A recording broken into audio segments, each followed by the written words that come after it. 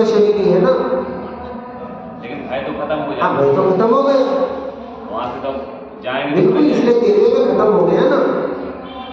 वास्तविक अभय की दशा तेरे में आ गई, अब कोई भय नहीं है, अब उसका मोक्ष होना ही होना है नियम से।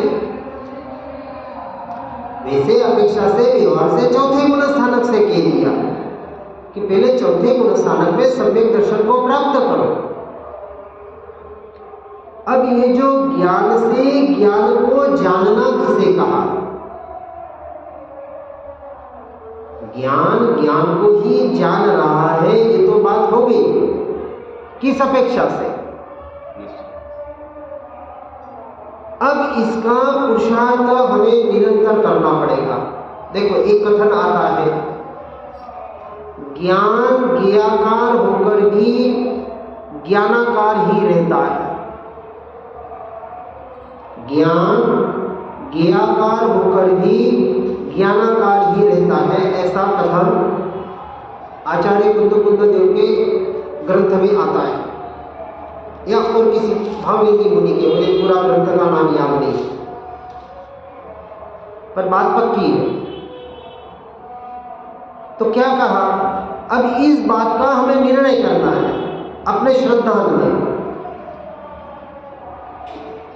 पहला अभ्यास जो हमने परसों दिया था कि मन वचन काया की जो जो क्रिया हो रही है उसे मैं जान रहा। तो अभी ज्ञान किसे जान रहा है? तो पर की क्रिया को जान रहा है। मन वचन काया की क्रिया और उसके निमित्त से होने वाले ये परद्रव्य और परभाव, मोह राग द्वेष के भाव, इसको ज्ञान जानता है, ज्ञान में वो झलकते हैं, क्योंकि अनुभव करने वाला तो आत्मा है। ये जड़ पुद्गल कुछ अनुभव नहीं करता है, परिणाम भले जड़ पुद्गल में हो रहा है, लेकिन अनुभव कौन कर रहा है? जानपना कहे या अनुभव कहे, एक ही बात है। अब आत्मा यदि पर का अनुभव कर रहा होता तो अनंत काल तक पर को ही जानने वाला बना रहता। तो पर को जानना उसका स्वभाव नहीं है, ये भी वैभाविक अवस्था है। परद्रव्य प्रभाव ज्ञान में झलक रहे हैं, उसी समय ज्ञान ज्ञान को भी जान रहा है। अब दो वस्तु हो रही है एक ही समय में, इसे कहा स्वपर प्रकाशन। पर भी प्रकाशित हो रहा है और स्व भी प्रकाशित हो रहा है, ये तो हुई ज्ञान की दशा। ये तो सिद्ध परमात्मा के भी चल रही है, हर जीव के चल रही है। अब जो पुरुषार्थ की बात आई कि जो उपयोग लक्षण है आत्मा का, उपयोग लक्षण मुख्य स्वभाव, अब ये उपयोग एक समय में एक ही जगह रहेगा। उपयोग दो जगह नहीं रहेगा। ज्ञान भले दो को जान रहा है, ज्ञान में दोनों झलक रहे हैं, स्व भी झलक रहा है और पर भी झलक रहा है, लेकिन उपयोग एक समय, दर्शनोपयोग और ज्ञानोपयोग, दो प्रकार से कथन आता है। और दर्शन ज्ञान सहित जो है उसे चैतन्य कहा। चेतना, चैतन्य और चेतन, द्रव्य गुण पर्याय, ज्ञेय ज्ञान और ज्ञाता, जिस भी अपेक्षा से कहें, जब तक भेद है पहले भेद से चलना पड़ेगा और फिर अभेद में आना पड़ेगा। जैसे ध्याता, ध्यान और ध्येय। अब ध्याता कौन और ध्येय क्या और ध्यान किसे कहा? अपना जो स्वाध्याय विसर्ग और ध्यान, 12 तप के अंतिम 3 तप, जिसमें अनंत गुणा, संवर और निर्जरा होती है, जहां तक हमें पहुंचना है, बराबर ना? अब ज्ञान ज्ञान को जानता है, इसका अर्थ ये हुआ कि जब ज्ञान में परद्रव्य प्रभाव झलकते हैं उस वक्त आप अपने उपयोग को कहाँ रख रहे हैं, ये हुआ पुरुषार्थ। कि जब परद्रव्य प्रभाव ज्ञान में झलकते हैं तब अपने उपयोग को अपने ज्ञान स्वभाव में रखना सो पुरुषार्थ हुआ। झलक दोनों रहे हैं। अब ये जो जानना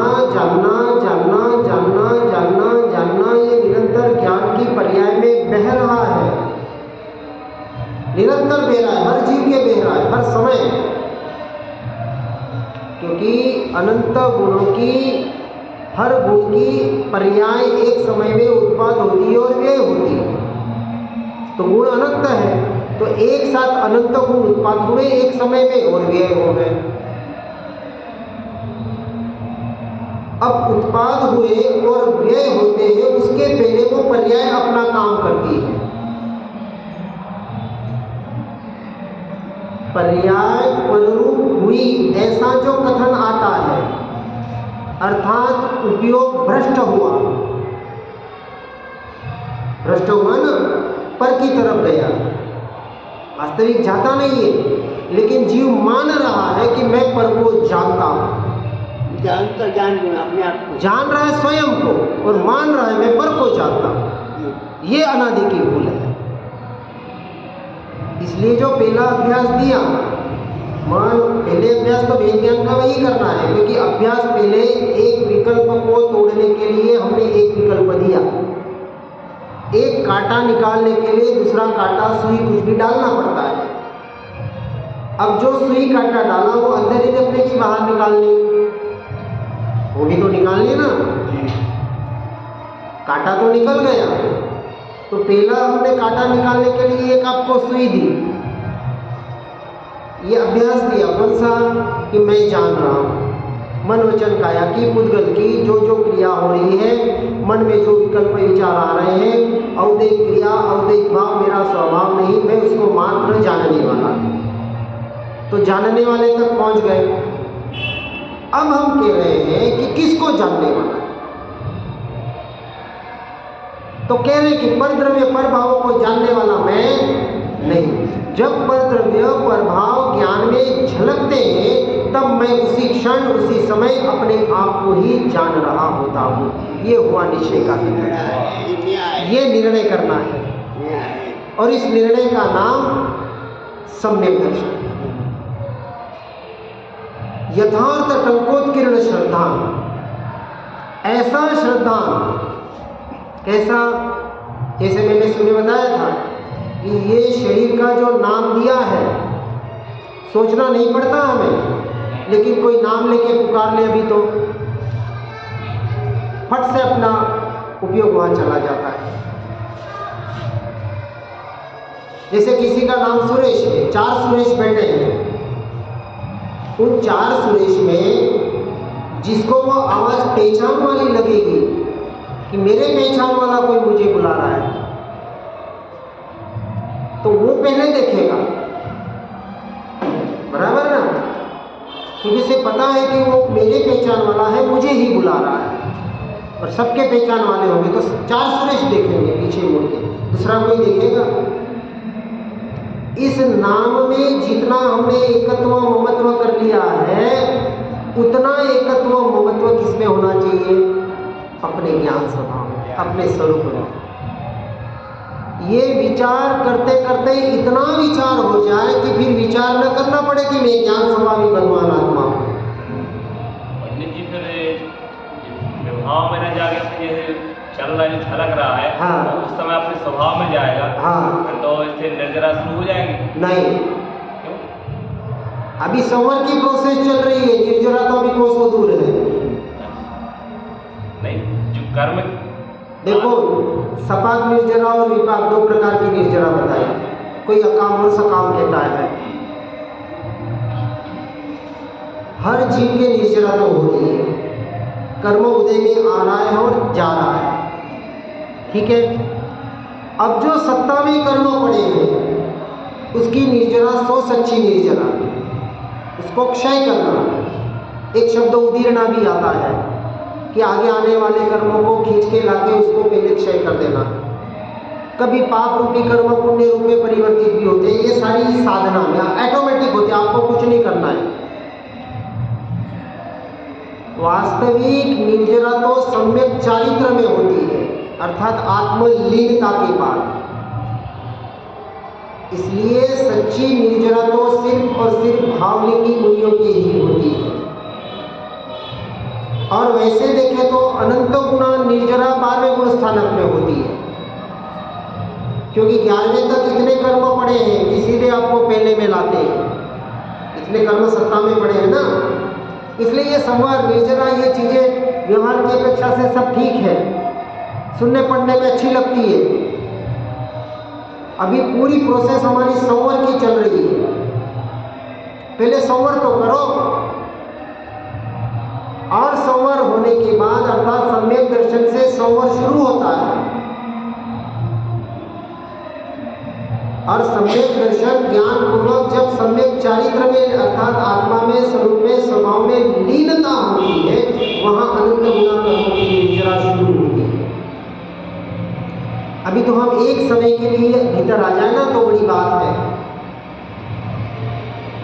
अब छठे सातवें गुणस्थानवर्ती भावलिंग की मुनि अंतर्मुहूर्त निरंतर वहां झोले खा रहे शुद्धोपयोग में, और कोई काम नहीं है भावलिंगी मुनि के। इसलिए आचार्य देव कुंद देव ने चरणानुयोग चूलिका किसकी, प्रवचन सार जी की, इसमें स्पष्ट बता दिया कि मुनि राजों के 28 मूल गुणों का पालन वैयावृत्ति या उपदेश देना या शास्त्र लिखना भले महापुण्य के बंध का कारण है, पर बंध का कारण है, इस अपेक्षा से पाप है। बंध होने की वजह से मोक्ष से दूर ले जाने वाला है। जीव उसमें अटक जाए तो फिर भटक गया, चाहे मुनि क्यों न हो। उपदेश देने बैठ जाए, शास्त्र लिखने ही बैठ जाए और खाली सिर्फ पालन ही करने में लग जाए तो आत्मा में कब लीन होंगे? वहां तो धर्म एक ही है, एकमात्र आत्मलीनता, और उसके लिए जो साधन होते हैं, सारी क्रियाएं शुद्ध होती हैं, बिल्कुल होती है। भावलिंगी मुनियों के पूरा द्रव्यलिंग का पालन होता ही होता है, लेकिन वो उसे किंचित भी धर्म नहीं मानते। 4 हाथ जमीन देखकर चलना, बराबर ना? क्यों चलना? हाँ, जीवन की रक्षा के लिए, बराबर बताना। 4 हाथ जमीन देकर चलना, अव्यवहार निश्चय बराबर लगाना यहाँ हर जगह। व्यवहार को पता है, हाँ, व्यवहार को पता है, निश्चय को पता नहीं है। निश्चय को पता नहीं है। 4 हाथ जमीन देके जीवों के बचाने के लिए जो चलता है वो पापी है, क्योंकि वो मान रहा है मिथ्यात्व में कि मैं जीवों को मार और बचा सकता हूं। मिथ्यात्व दशा है, और मिथ्यात्व से बड़ा कोई पाप नहीं है। मैं जीवों को बचा रहा हूं, मान रहा है। बचाना है, मारने मत लग जाना। अपेक्षा समझना बराबर। वापस हम सम्यक दर्शन की अपेक्षा से बात चल रही है, अपनी निश्चय की अपेक्षा से। जरूरी नहीं पंडित जी कि वो ये भाव बनाए हो अंदर कि मैं, मेरे कारण ये बच रहे हैं। हाँ, वो तो अब अपना अपना भाव चेक करना है।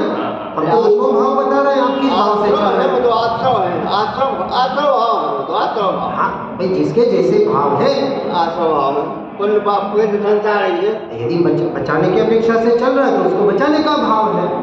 अब समझो कोई चल रहा है और जीव मर गया कोई पाप के नीचे, अब क्या करेगा वो?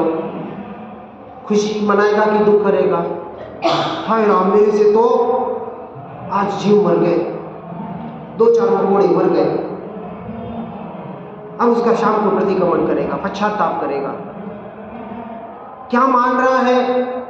और बचा दिए तो खुश होगा, देखो आज मैंने इतने जीवों को बचाया।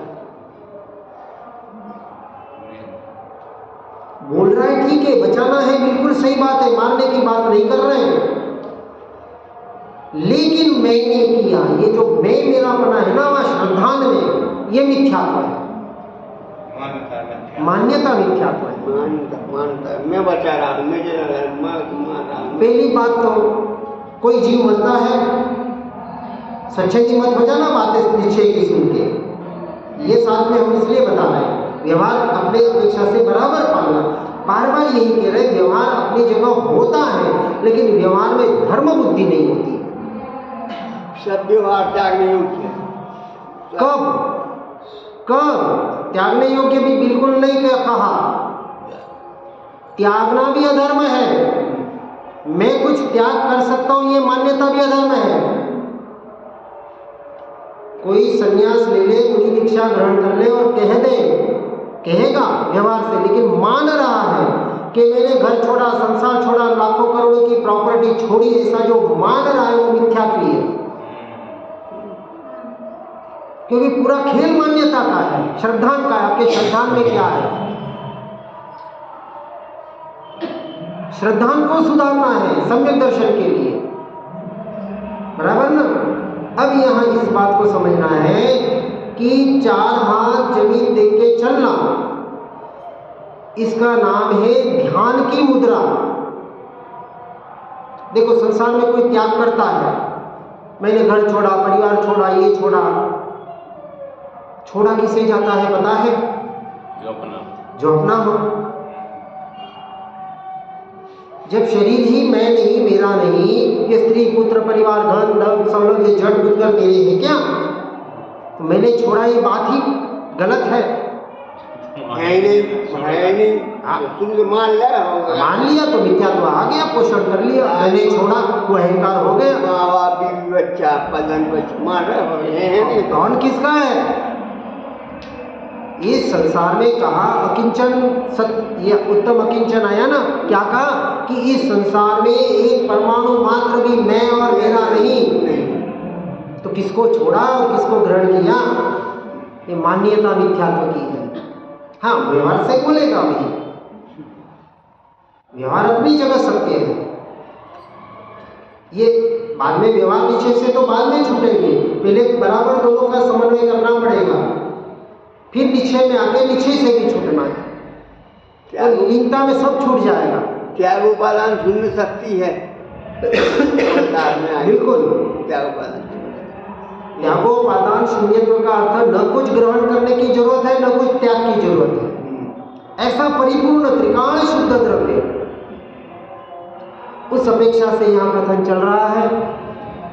तो 4 हाथ जमीन देख के चलने का अर्थ है ध्यान की मुद्रा। नासाग्र दृष्टि देखो, आप नाक के अड़ी को देखना और जमीन पे देखना, 4 हाथ जमीन होती है।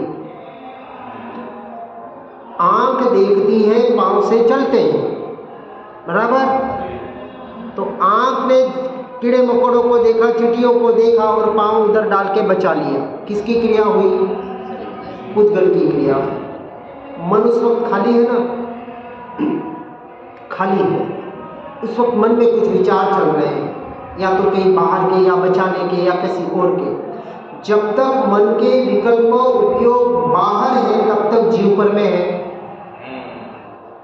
ये चलते वक्त अपने उपयोग कहीं इधर उधर भटक न जाए, कहीं बाहर न चला जाए, इसलिए ये नासाग्र दृष्टि ध्यान चलते वक्त भी अपने भीतर रखने का प्रयास करना। 4 हाथ जमीन देख के चलना, जैसे हमने कहा ना, चलते वक्त प्रयोग करो। अब प्रयोग करोगे कि शरीर चल रहा है, मैं जान रहा हूं, बराबर ना। तो शरीर चल रहा है, मैं जान रहा हूं, अब मन कहाँ चल रहा है? भीतर चल रहा है, ठीक है। अब आंख कहाँ चल, आपकी कंसंट्रेशन नीचे करना है, बराबर। अब जीव दिख गए, बचा तो उसको सहज बचा लिया, लेकिन अब मन कहाँ चलेगा, उपयोग कहाँ चलेगा? मैं जान रहा हूँ, मैं जान रहा हूँ। जीव को बचाने वाला मैं नहीं, जीव मरे मेरे से नहीं मरे, मैं तो जानने वाला। प्रोसेस वही चल रही है बचाने वाली, लेकिन उपयोग कहाँ चल रहा है? मैं जानने वाला। अब बचाया तो भी मैं जानने वाला, और कोई मर गया तो भी मैं जानने वाला। वहां उसका राग द्वेष नहीं होगा। इसका नाम है 4 हाथ जमीन देख के चलना। सारी एक एक व्यवहार अपनी जगह योग्य है, बिल्कुल सबके होता है। श्रावक के उसके भूमिका के अनुसार, साधु के उसकी भूमिका के अनुसार, अपनी अपनी भूमिका के अनुसार व्यवहार होता है। लेकिन व्यवहार को भूल के भी धर्म मत मानना। धर्म एक ही है, स्वभाव की रमणता, ज्ञान स्वभाव की रमणता। अब ज्ञान को कैसे जानता है, इसको हम सवेरे देखने का प्रयास करेंगे। अपने उपयोग को ज्ञान में कैसे बना सकते हैं, और मुख्य साधना वही है जो संवर कराएगी, और यह ज्ञान स्वभाव की लीनता आपको निर्जरा की ओर ले जाएगी। ठीक है, तो अपने जीवन को धर्ममय बनाने का प्रयास करना। जिना के तो कुछ भी कहने में आया हो तो तं क्षमा इच्छामि।